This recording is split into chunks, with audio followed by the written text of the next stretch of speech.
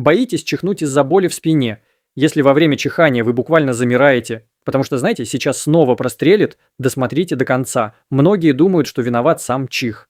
Но проблема обычно не в нем. Во время чихания резко повышается давление внутри грудной и брюшной полости.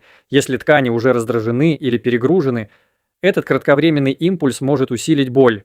Поэтому чихание не всегда является причиной, чаще оно лишь показывает, что проблема уже существовала.